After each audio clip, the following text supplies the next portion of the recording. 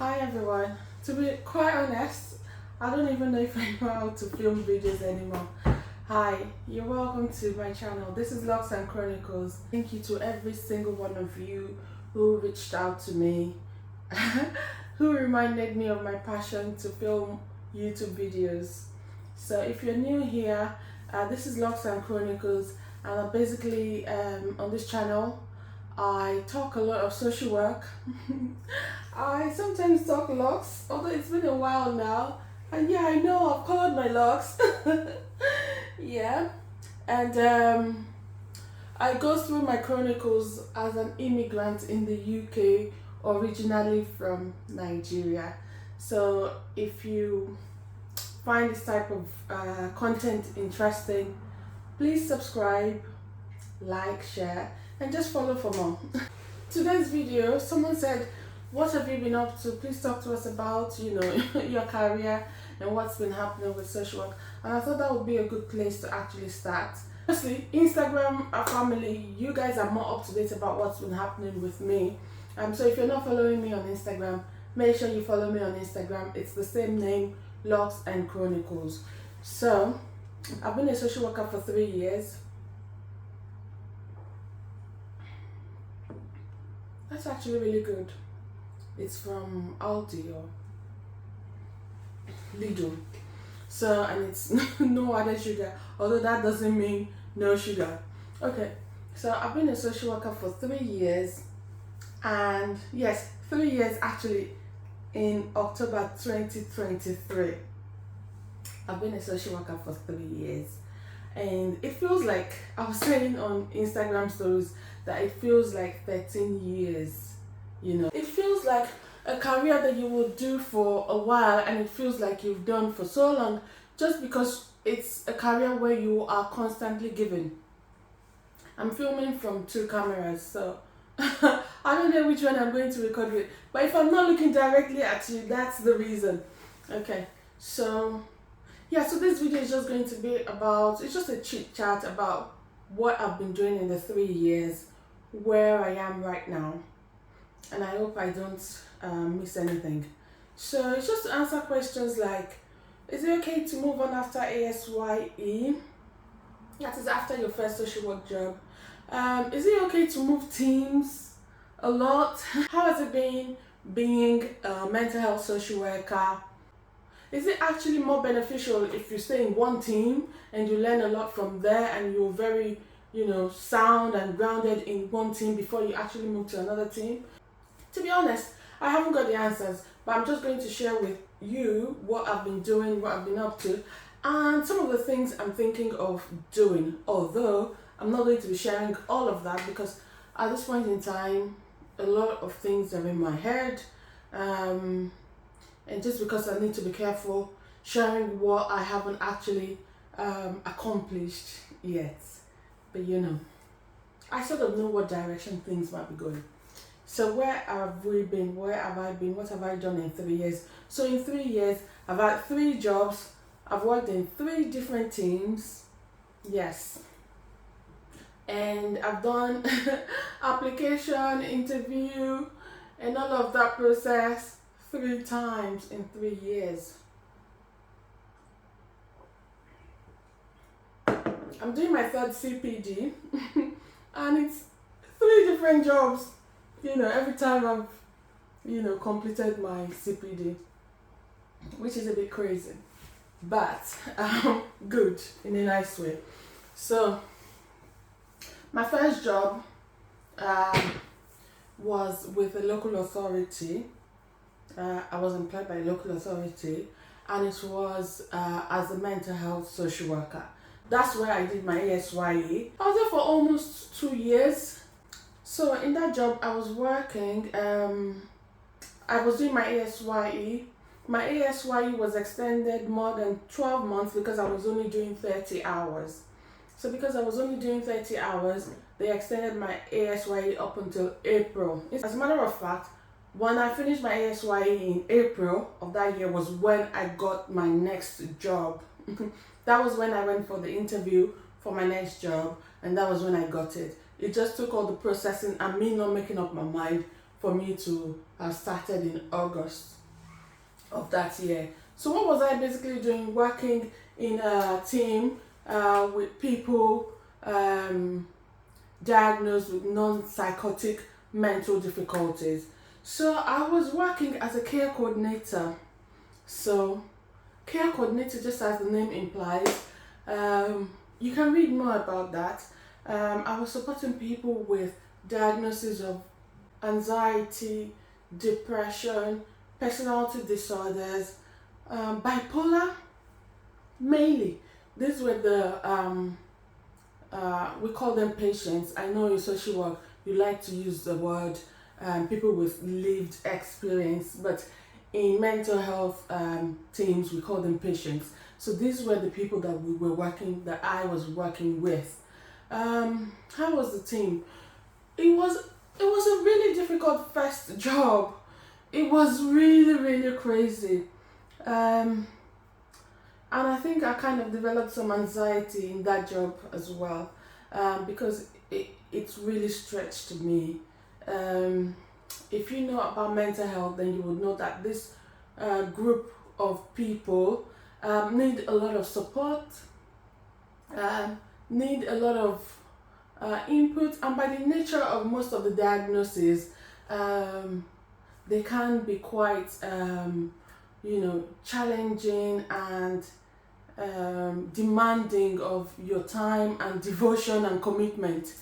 Um, it was crazy, and because of the nature of the job, people were always leaving, and those of you, for whatever reason, that remain had to do the difficult job plus pick up jobs that people could no longer do because they were leaving. So yeah, it was a difficult entry into social work.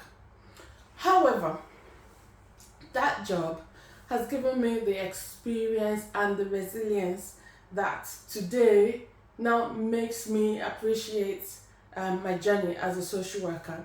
So because it was so tough and I had to learn so much and I had to learn so much very quickly, I kind of developed strength and resilience really quickly. I don't know if you understand what I'm saying. So that by the time I went into my next job and the experience that I was carrying with me, it wasn't like I had only been in social work for less than 2 years. It was like I've been doing social work for so long. So doing 30 hours, I was working Monday to Thursday, 9 to 5, I think it was. So it was a standard 4-day job and I had 3 days off. Now, before I go into the next job that I did, at some point, whilst I was doing that first job, not even at some point, I was always broke. I was always broke. I didn't have enough money. I think, if I remember vividly, I was even being paid less than £1,500 a month. It was really small. And then when I finished my ASYE, there wasn't going to be an increase in my pay, but that wasn't even the issue. The issue was that the job was quite demanding for the reward that I was getting. You can sort of say, well, I'll lose money if I have peace in my job. It was crazy.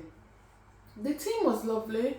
I had the most supportive manager and a really good social work team in that group, in that team. But the job was just crazy. And I still had financial stress because I wasn't being paid enough. So whilst I was doing that job, a work colleague introduced me to NHSP. I've spoken about NHSP so many times, especially on my Instagram. So it's just, to cut it short, is you know what NHS is, and professionals at the end. And it's like a bank scheme where you are on the bank team, and when you're needed in a team, you're called, or the jobs are being offered, and then you can pick and choose basically as you like, as you have time. So this work colleague asked me, how can you do 30 hours? Is your husband rich? It was a funny conversation. And I was like, we manage, you know. And she said, what do you do in your weekends? And I said, I clean. I'm always cleaning and cooking. And she said, but you know that, cleaning, cooking is something that is ongoing. Shouldn't you be making some money like in your weekends, and especially because you only work 4 days a week? And I was like, yes, well, what can I do as extra? And then she introduced me to this NHSP and said, because you already work in mental health, you just get one of the managers to sign you, and then your application can be fast tracked. So that's something, that's a tick if you want to know how to do that. So that's how I got into NHSP. And I think the first few shifts that I did, they were like on Fridays, and I only did like 4 to 6 hours, nothing big deal. But then I noticed that I did 4 to 6 hours, and I had like some change the following week to buy my groceries, like do small shopping, not the full shopping, but I could buy bread and milk. I could buy petrol in my car, So I was like, oh, this is nice, you know. That was how I got into NHSP. At first, I was actually doing it in the same team where I was working, and then I would pick up the Fridays just to do duty work. But then later, I got introduced to the Access Hub. So some people call it a crisis team. And then I started doing shifts with the Access Hub, and I would do 4 hours here, do 6 hours there in the weekend, nothing crazy. And I noticed that, things got a bit better for me. And not only that, because it was paid weekly, if you remember to put your timesheets in, I could have an expectation that by, the next week I will be getting some money. So that was good. So officially, even though that wasn't my main job, that was a side hustle. That was how I got introduced into my second main job. So as I said, I used to go and do this extra shifts in the Access Hub, and jobs were going, and I found the hours at that time convenient for what was going on in my family situation. It was long days, so we would start at 8 a.m. and finish at 8:30 in the evening. And I only had to do 3 days. And in those 3 days, I would have done 34.5 hours. So the pay was not only slightly more than my local authority pay, I also had 4.5 hours more. And because it was, there were shifts and ongoing, sometimes I had to do weekends. And because we also worked till 8:30 at night, we then got paid. I then got paid unsociable hours allowance, which made my pay go up a bit more. So, pay wise, I was better off. However, when I started that job, it was another kind of stress. So, I left my first job, and I left it at a time that I had been given the opportunity to start my AMP training. And if you've been following me from the beginning, you know that this is something that has always been my passion. I was being offered the AMP training in my first job, but then I left.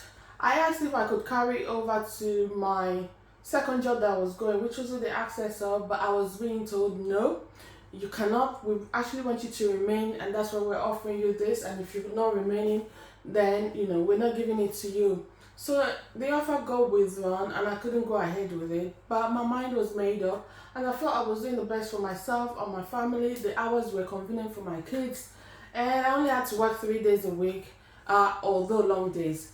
But what happened when I started this job was I quickly found out that doing long days is not easy at all.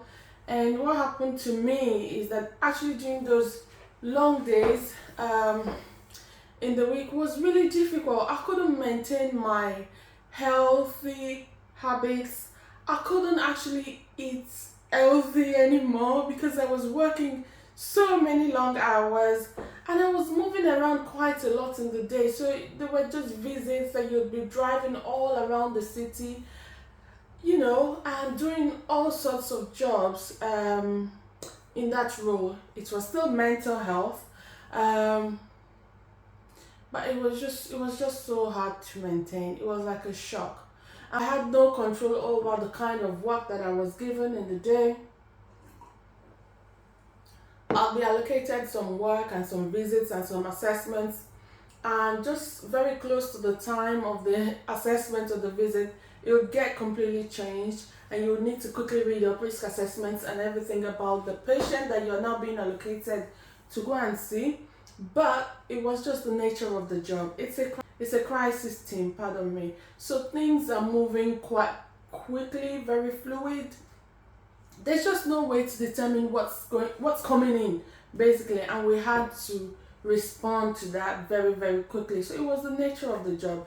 But I have to say again, I was given a concession in that job, so I have to appreciate the leads there also. Just as I was allowed to work 4 days a week in my first job, in this second job as well, the leads were kind enough to allow me to do set days.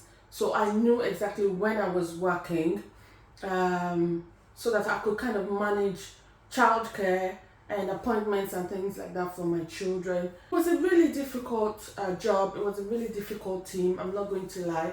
And then what I found in that job was it was so much, there was a big influence of the medical model. The health colleagues had more say. They had, they were very influential in what was going on. And the social model was just, not as being prioritized as much as the medical model.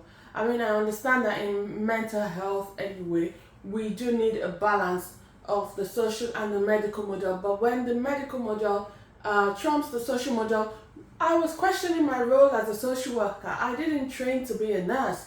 I didn't really have in-depth understanding of medication and medical procedures. And what I really trained to be, which is a social worker, and my big passion to be able to help people in this way, I found out that I was losing my skills, and I was, I was thinking more like a nurse than a social worker.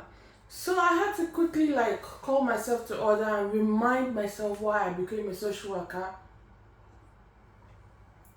And then I thought it was time to go. So after 5 months in that job, I gave my notice. It wasn't for me anymore. So in that job, I was basically doing assessments. I was triaging over the phone, face to face. I was doing visits, quite a lot of visits.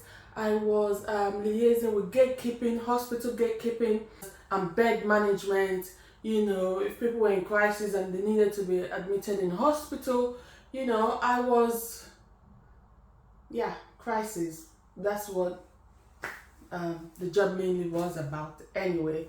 Even though we were trying to prevent hospital admissions, I was meeting people at their very lowest when they were in crisis, which I didn't mind. I found that bit very interesting, as challenging as it was. It was dynamic and interesting, but just the fact that I could no longer really vouch for me being, me as a social worker, I thought it was time to leave. And at the time when I actually handed my notice, I thought I was going to go back to school and just go and do another master's.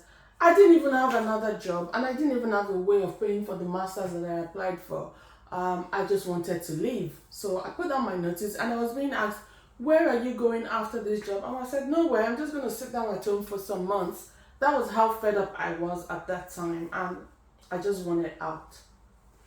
But someone from another team came to work in my team, which was, the Access Hub, and they were telling me about another team that really needed a social worker and that was, offering a vacancy.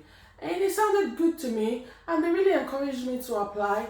And it was so close to the time that I was going to leave this job without another job. So I applied the job, and the second job that I did with the crisis team, I was employed by the NHS. The third role, and the lady that asked me to apply, I applied for it. They really liked me. They gave me the job. By the way, I know people have asked me to do the interview questions for Band 6 NHS. I will do it. Just stay tuned, just be here for it, So that was how I got my third job. And when I interviewed and they asked me about working hours again, I said I'd only like to work 4 days a week and to do 34.5 hours, and they agreed for me to do that. So that was good. The only thing was then that I was no longer doing 3 days, I was going to now be doing 4 days, which was okay. And I was going to go back into care coordination, actually, how I started when I started my social work journey. The only difference now would be I was now being a mental health social worker and a care coordinator in a psychosis team. So working primarily with people that have been assessed to have had first episode psychosis. So you might want to read more about psychosis if this doesn't make sense to you. So it'd be primarily working with people with diagnosis of first episode psychosis, as I said. This is a word I can't really pronounce, but I'll try. Schizophrenia. Yes. Drug-induced psychosis. Even sometimes unspecified psychosis. So that was how I got back into care coordination, and this is what I am now doing as a social worker. But very importantly, let me just tell you where I am now with my career. So few months, in fact I would almost say a month into my new job, I went to speak to my manager about taking a university course and becoming a practice educator, and she was on board with it. At first I was worried that she might say, oh, you've only been here for a few weeks or a month or a few months, but I still asked her anyway, because she had to approve that the NHS could pay for me to, could actually sponsor me going back to do the course, which she approved and which I'm really thankful for. And that's how I got onto the practice education course with the university. So now I'm back in uni. Whilst I'm still working, I'm still doing my 34.5 hours. And now I have a student that I'm actually teaching social work. So I think the program would run for about 2 years. And at the end of the program, I'm going to be awarded the PG cert in practice education. So which is a good one. And I'm glad that I could actually get into that even a few months into this job. So I've been doing this job now from since February 2023.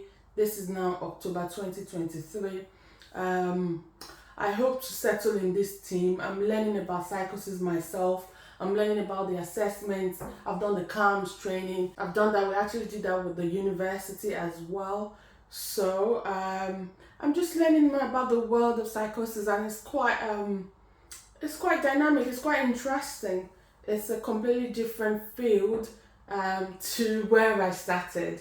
And I have a caseload again, and I'm care coordinating again, and I'm doing things like mental health tribunals again, social circumstances report again, going to funding panel again, getting people placed in suitable accommodations again, and all that nitty-gritty of social work, the social stuff, and liaising with different organizations again on behalf of the patients, advocacy. I'm doing all of those again, and those things give me joy. And even though it's been really stressful, I'm going to say, in this new team, because I'm learning about a whole new world of mental health difficulties which I didn't know about. I think my role as a social worker is being appreciated, and at the moment I'm the only social worker in my team, but I'm hoping that there would be more social workers coming into my team. So if you're a social worker and you're thinking of going into mental health, it's actually quite interesting. There's no dull moment. There's no dull day. Every day is actually really, I don't know if I say challenging would make you want to come into it, but it's dynamic. and it's not boring at all. It's full on, but you will actually see what you're doing, how it translates in people's lives, and that for me is very rewarding. And even though my pay dropped again from when I worked in the Access Hub, because now there are no unsociable hours, there's no weekend working, there's no late time working, late night working, nothing like that. Even though my pay dropped, I feel like I'm doing what I love more, which is like the core of social work, which is good. And I'm also helping my health colleagues when they have social work related questions, which is good as well. And it's helping me also to develop as a practitioner. So that's basically my 3 years journey as a social worker. And just to mention that I'm still doing, the NHSP and the bank shifts. I still do them primarily with the Access of where I used to work, and they've been very kind enough to let me pick shifts up whenever I can. Usually nothing crazy, 4 hours here, 6 hours there, and when I really need money, I do long days. So yeah, in the weekend. I don't know if this has been helpful, but please let me know if you have any question. If you have any question about this video, please comment and leave your question on this video. I will try to answer it. If your questions are more personal, please comment on this video first before you come and meet me on Instagram, and you can send me a DM. I have to say, one of the reasons I haven't been so encouraged to do videos anymore is because it's almost like, who's watching? It's not really, I've not had so much positive feedback, or even feedback at all, to keep me going. And to be honest with you, the pay from YouTube, you would say, oh, maybe the adverts are going, I don't get paid something that I can sit down to even write home about on YouTube. And then when I'm not getting that, and I'm not getting feedback, and my videos are like not being pushed, not being watched, I am a human being, I get discouraged, and then I think, who am I even helping? Like, are people even watching? And now that I have a side hustle that, takes my time, but it makes it worth the while, it's almost like I'd rather go and do the shifts than just sit down, spend time doing videos and editing, if you know what I mean. But thank you to those of you who's given me private encouragement. I just need you to make those encouragements also public. Thank you, so that my videos can get acknowledged. Yes, thank you so much. So subscribe, like, comment, share, all the good stuff. Turn on your notifications if you haven't. And when I see you again, or till I see you again, just be good and remember that I truly, really, really, really, truly do love you. See you next time. Bye.